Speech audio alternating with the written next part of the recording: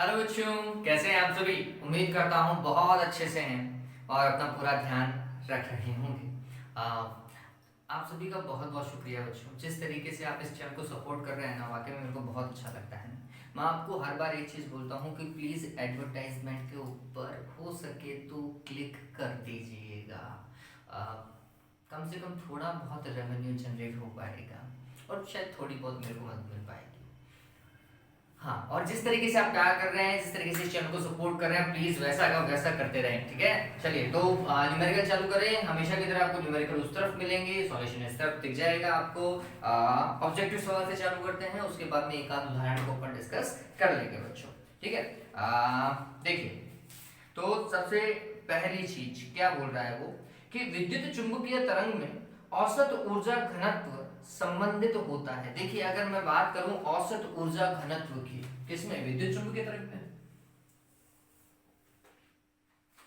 तो हम क्या बोलते हैं, हम बोलते हैं कि ये जो U होता है ना, ऊर्जा घनत्व, वो चुंबकीय क्षेत्र के कारण ऊर्जा घनत्व और चुंबकीय क्षेत्र के कारण, है ना, विद्युत क्षेत्र और चुंबकीय क्षेत्र दोनों के कारण ऊर्जा घनत्व का क्या होती है, योग होती है। तो दोनों का क्या होना चाहिए, योगदान होना चाहिए। हाँ, इनका फॉर्मूला अलग होता है और बाद में जाकर के हमने दोनों को सेम भी बताया था, लेकिन हमें कम से कम ये तो पता है ना कि हाँ, इन दोनों के योग से ही क्या बनता है, कुल ऊर्जा घनत्व बनता है। दोनों का योग क्या है, जरूरी है, क्योंकि दोनों घटकों से ही विद्युत चुंबकीय तरंग बनती है। तो ये पहले सवाल का आप देखेंगे तो आंसर होना चाहिए बच्चों की, जो ऊर्जा घनत्व होता है, तात्क्षणिक ऊर्जा घनत्व, इसी से ही हम औसत निकालते हैं, ठीक। तो ये ध्यान रखिएगा, तो दोनों के योग से होगा।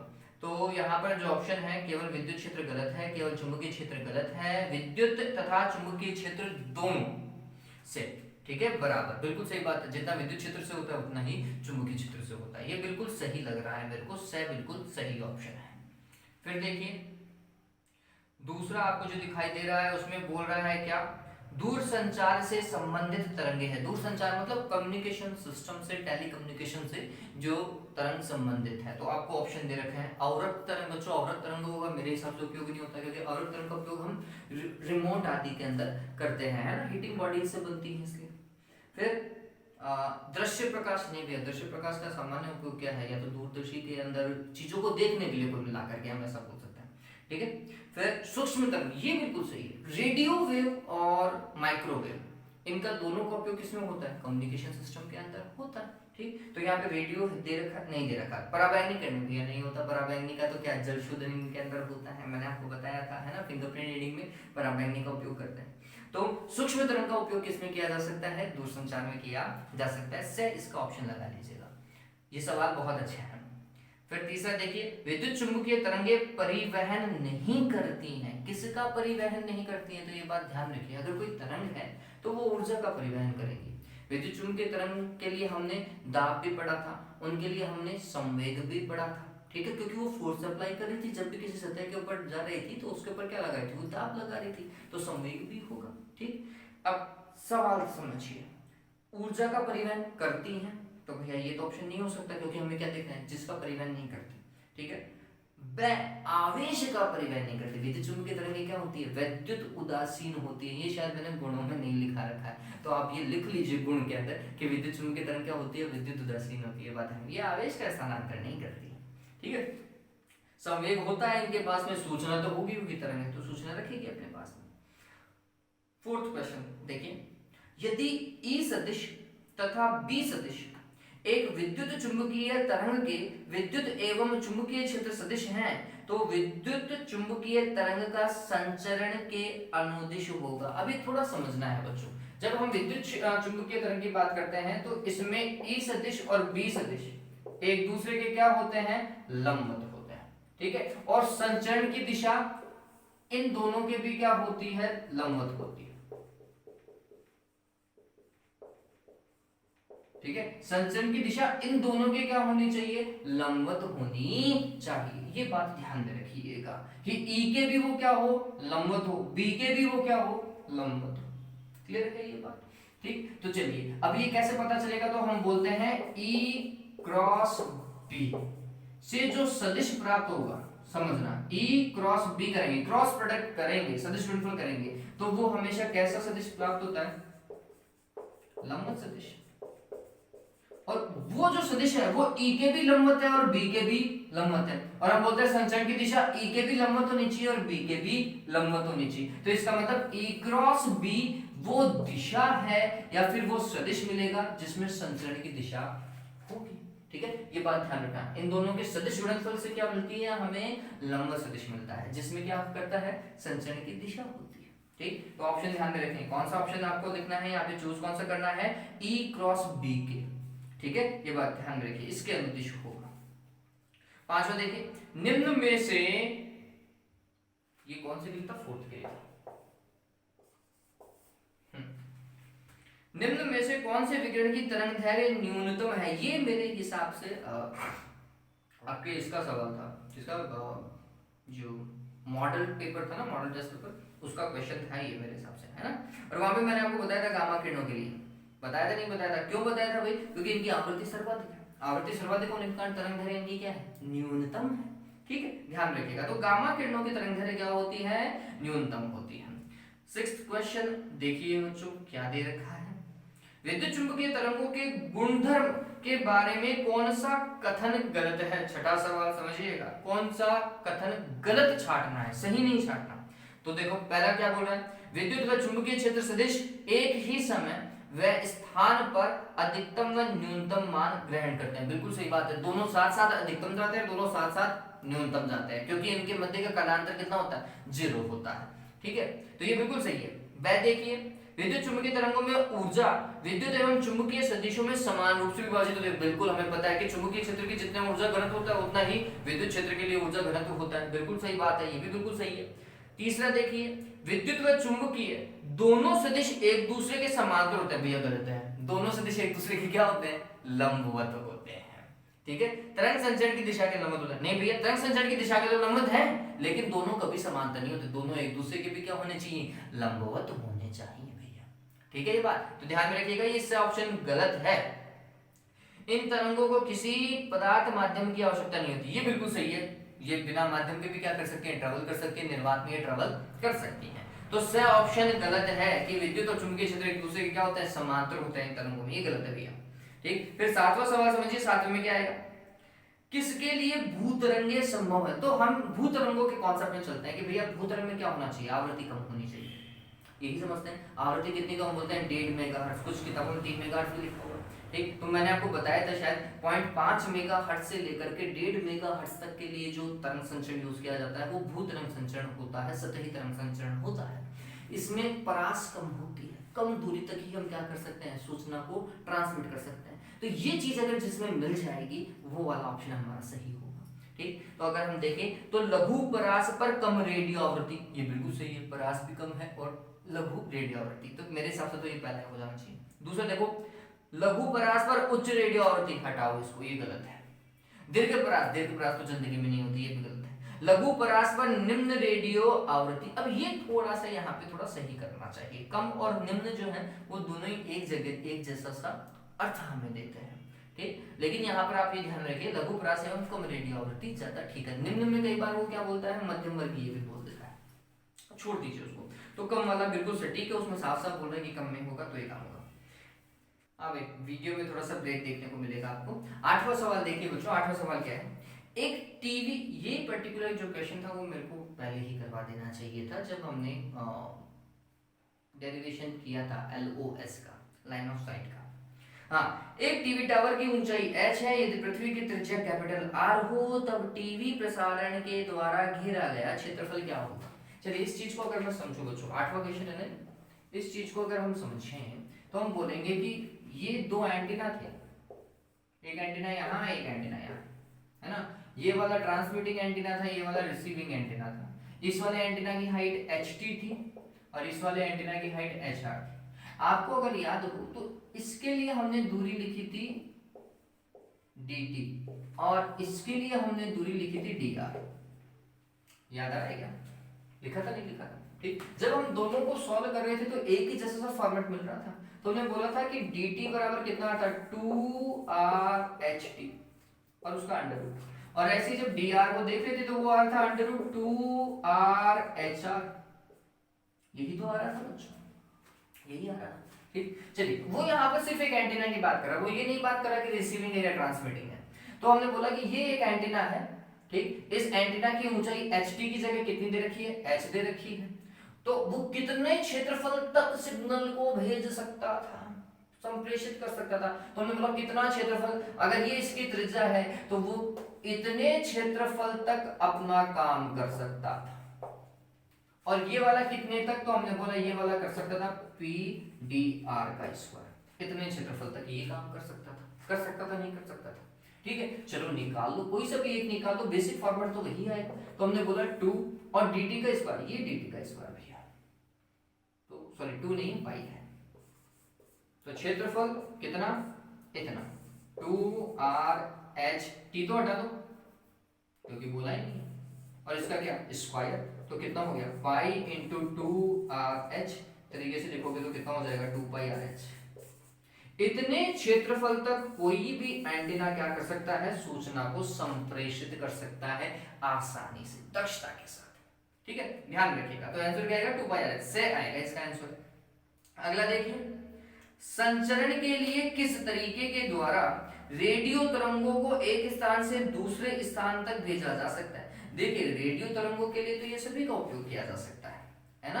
अगर आप नौवा अगर आप देखेंगे तो सभी का उपयोग क्या किया जा सकता है रेडियो के लिए, क्योंकि हम वो जो तीनों विद्युत चुंबकीय तरंगों का संचयन ही पढ़ते हैं, उसमें भी रेडियो तरंगों का संचयन पड़ता है। ठीक है, क्योंकि सारे की सारे कम्युनिकेशन में काम आती है। तो चाहे आप भू तरंग संचरण का उपयोग करें, चाहे व्योम तरंग संचरण का उपयोग करें, चाहे आकाश तरंग संचरण का उपयोग करें, सभी का उपयोग होता है। तो इसके अंदर तो द ऑप्शन आना चाहिए। 10वां सवाल, एक आयाम मॉडल तरंग में अधिकतम आयाम 10 वोल्ट व न्यूनतम आयाम 2 वोल्ट है, तो मॉडुलन सूचकांक म्यू होगा या फिर एम होगा। देखिए म्यू या एम बात तो एक ही है। सवाल कौन सा, 10वां है। हाँ भाई अब ये थोड़ा सा समझिए, आयाम मॉडुलित तरंग है और उसका अधिकतम और न्यूनतम आयाम दिया हुआ है, ए मैक्सिमम और ए मिनिमम, या फिर वी मैक्सिमम और वी मिनिमम, इट डिपेंड्स कि आप क्या लिख रहे हैं।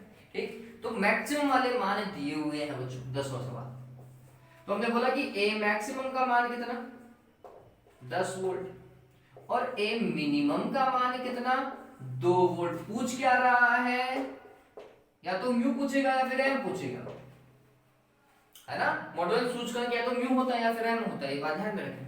हमने फॉर्मूला क्या लिखा था, m is equals to A maximum minus A minimum divided by A maximum plus A minimum, ये फॉर्मूला है। ए मैक्सिमम का मान कितना 10 में से गया कितना 2, इसमें 10 प्लस क्या 2, ये हो गया कितना 8 और ये हो गया 12। मेरे हिसाब से 2 से कट रहे हैं, नहीं 4 से ही कट रहे हैं, दूसरी 4 दूनी 8 और 4 की 12। तो m का मान कितना आ गया बच्चों 2/3। ठीक है, या तो m ऐसा पूछा होगा या फिर m प्रतिशत में भी पूछ सकता है। तो 2/3 को किससे गुणा करो 100 और परसेंट लगा देना। ठीक है, ये बात 200 में किसका भाग लगाओ 3 का भाग लगाओ, लगभग 67 के आसपास है ना। ये तो 2/3 ही दे रखा है, 2/3 ऐसे लगा लीजिएगा। अति मॉडुलन तरंग का मॉडुलन गुणांक क्या होता है।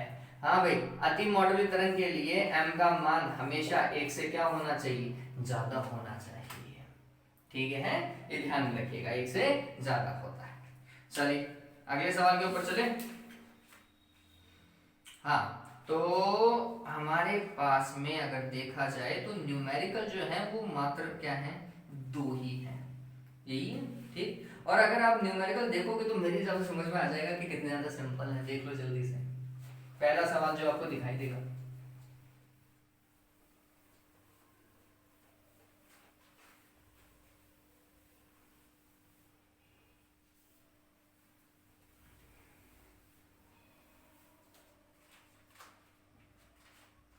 हाँ भाई क्या बोल रहा है। देखिए सवाल को तरीके से पढ़ लीजिए, मेरे हिसाब से आप सभी को समझ में आ रहा होगा कितना सिंपल सा सवाल दे रखा है। बोल रहा है कि अगर मैं मेन बात करूं, ई सदिश का अधिकतम मान किसी क्षण पर कितना दे रखा है 600 वोल्ट पर मीटर दे रखा है। विद्युत क्षेत्र का मान वैसे ही वोल्ट पर मीटर में होता है। इन बिंदु पर चुंबकीय क्षेत्र का मान क्या करना है, आपको ज्ञात करना है। बहुत सिंपल सा सवाल है बच्चों। चुंबकीय क्षेत्र और विद्युत क्षेत्र में एक संबंध विद्युत चुंबकीय तरंगों के लिए हमने पढ़ लिया है। क्या भाई, पहले सवाल के लिए काम कर रहा हूँ, C इज इक्वल टू क्या E डिवाइडेड बाय V। या फिर E not divided by B not, या फिर ई एम बटा बी एम। ठीक है, ऐसा कर सकते हैं। आपको क्या बोल रहा है, ये दे रखा है, ये पूछ रहा है, तो बी एम क्या होगा या बी नॉट क्या होगा, ई नॉट में किसका भाग लगाओगे, सी का। ई नॉट का मान कितना दे रखा है 600,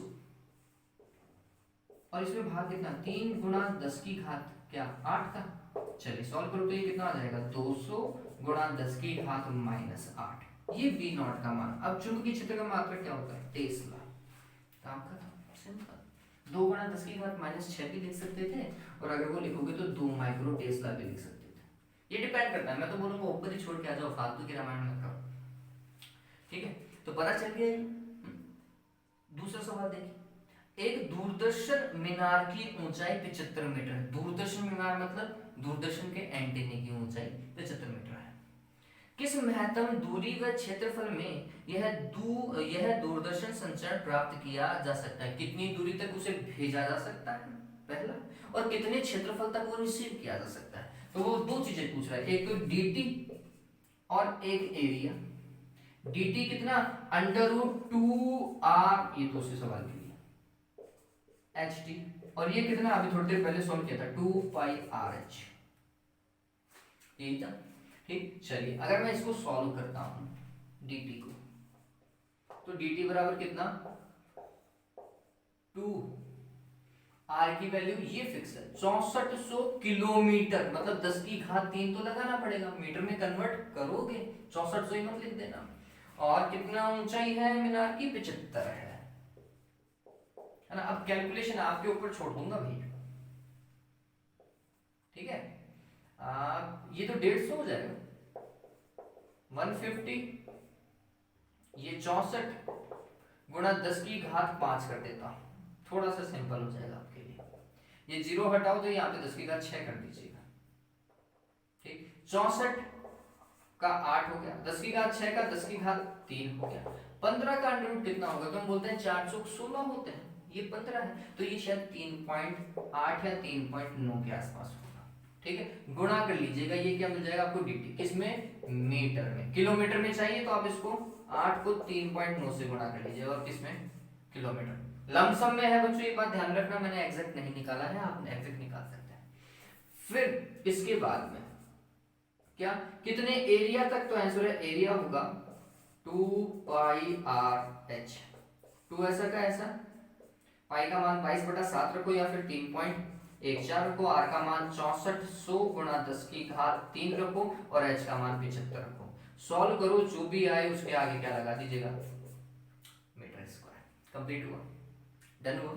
चलिए, तो ये पूछता है, सिंपल से सवाल है, ज्यादा टिपिकल नहीं आएगा। स्टेट बोर्ड्स में कभी इन पर्टिकुलर पॉइंट्स पे टिपिकल क्वेश्चन नहीं पूछा जाता। एक दो ऑब्जेक्टिव और है कम्युनिकेशन के जो सामान्यतः पूछे जाते हैं, वो मैं आपको और समझा देता हूं। वो सीधे सिंपल और सटीक सवाल है इसलिए, और वो पूछे जाते हैं बच्चों, सामान्यतः पूछे जाते हैं, इसलिए उनको हल करना भी बनता है। देखिए क्या बोल रहा है, ये तो हटा दूंगा।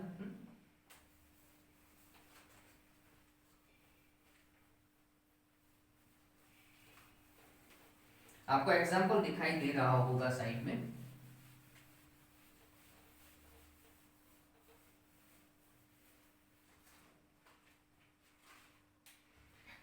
देखिए एग्जाम्पल 17.4 है, वैसे ही क्या बोल रहा है, 12 वोल्ट शिखर वोल्टता की वाहक तरंग का उपयोग। देखो वाहक तरंग का उपयोग, और कितने वोल्ट की, 12 वोल्ट की। तो वाहक वोल्टता को हम लिखेंगे A और C, या फिर कुछ VC भी लिख सकते हैं, और कितनी है वो 12 वोल्ट। ठीक, वाहक तरंग के लिए किसी संदेश सिग्नल के संप्रेषण के लिए किया गया है। मॉडुलक सूचकांक 75% के लिए मॉडुलक सिग्नल की अधिकतम वोल्टता कितनी होगी। देखिए मॉडुलक सूचकांक कितना, 75% परसेंट है भैया, तो मतलब 75 में भाग लगाओगे किसका, 100 का, मतलब 3/4, ये m का मान, और मात्रकहीन होता है, ध्यान रखें। और आपको क्या पूछ रहा है, am पूछ रहा है, मॉडुलक सूचना है ना, am या फिर vm।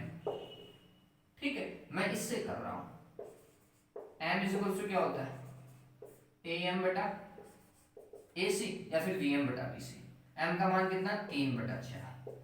ए एम का मान ज्ञात करना है, ए सी का मान कितना, 12। 4 बार फिर 3 बार जाएगा, तो फिर ए एम का मान कितना आ गया, 9 आ गया। क्या गुणा करोगे, 9 क्या वोल्ट, पता चल गया। सिंपल सा सवाल था ये बच्चों, और अच्छा सवाल है ये। अगला सवाल देखिए जो आपको दिखाई दे रहा है, अगला 17.5 है। आयाम मॉड्यूलन के पश्चात वाहक तरंग का आयाम 5 वोल्ट व 2 वोल्ट के मध्य होता है। अभी थोड़ा समझने लायक बात है, वाहक तरंग का आयाम 5 वोल्ट और 2 वोल्ट के मध्य है, आयाम मॉड्यूलन के बाद में, ठीक है। तो मॉड्यूलन के बाद में तो मॉड्यूलित तरंग प्राप्त होती है, वो वाहक तरंग की क्या होती है, मॉड्यूलित तरंग होती है। और उसका मान किससे किसके बीच में ट्रेवल कर रहा है, तो बोल रहे हैं कि 5 वोल्ट और 2 वोल्ट के बीच में, मतलब अधिकतम मान 5 वोल्ट, न्यूनतम मान 2 वोल्ट। तो सवाल को अगर हम तरीके से पढ़ते तो हमें ये पता चल जाता, ये है 17.5, हमें ये पता चल जाता है कि इसमें वो ए मैक्सिमम और ए मिनिमम की बात कर रहा है। ए मैक्सिमम कितना, 5 वोल्ट, ये कितना, 2 वोल्ट। तो फिर एम का मान पूछेगा, सीधी सी बात है, यही तो पूछेगा, ठीक। क्या बोल रहा है, मॉड्यूल की गहराई ज्ञात करो। मॉड्यूल की गहराई मतलब मॉड्यूल सूचकांक ज्ञात करो भैया। A maximum minus A minimum divided by A maximum plus A minimum. A maximum 5 minus 2 और 5 प्लस 2 कितना, 3/7, ये एम का मान है। परसेंट में निकालना है, 100 से गुणा करो और परसेंट लगा दीजिए, ठीक है। तो उम्मीद करता हूँ ये चीज आपको समझ में आई होगी। वीडियो छोटा सा था, सिंपल था, ये बहुत ज्यादा सिंपल था। एक क्वेश्चन और है, लेकिन वो मैं अभी करवाऊंगा नहीं, अगर बच्चे पूछते हैं क्वेश्चन तो वो जरूर करवाऊंगा। चलिए आज के लिए बच्चों इतना ही। इसी तरीके से मतलब आज पूरी तरीके से आपका 12th का सिलेबस कंप्लीट हो चुका है। कुछ बच्चे रिवीजन के लिए बोल रहे हैं, तो चलो बच्चों रिवीजन का पैटर्न बता देता हूँ मैं कम्युनिटी टैब पर एक पोस्ट डालूंगा, उस पोस्ट के नीचे आप अपने टॉपिक लिख दीजिएगा, जो टॉपिक आपको वापस से समझना है, क्योंकि वापस से पूरा सिलेबस करवाना इट इज नॉट पॉसिबल। आपको पता है, वैसे करवा चुका हूँ बच्चों, वीडियो तो वापस अपलोड करेंगे, ठीक है। आपको जो जो टॉपिक में दिक्कत आ रही है कि सर ये नहीं समझ में आया या ये पर्टिकुलर क्वेश्चन नहीं समझ में आया, तो उस पोस्ट के नीचे वो सारे कमेंट में डालते जाइएगा। एक वीक में मेरे पास में जितने भी कमेंट आते हैं उन सभी को संजो करके एक वीडियो बनाएंगे, या 2 वीडियो या 3 वीडियो जितने भी बनेंगे, ठीक है, उनमें वो पूरा का पूरा पार्ट कंप्लीट करेंगे बच्चों, ठीक है। तो इस चीज को ध्यान में रखिए। आपको क्या करना है, आपको टॉपिक बताने हैं जो आपको नहीं समझ में आए हैं, मैं पूरी कोशिश करूंगा उन्हें अच्छे से समझाने की। तब तक इस शाम को इसी तरीके से शेयर करो, लाइक करो, और जिन्होंने सब्सक्राइब नहीं किया सब्सक्राइब कर दो यार। चलिए बाय।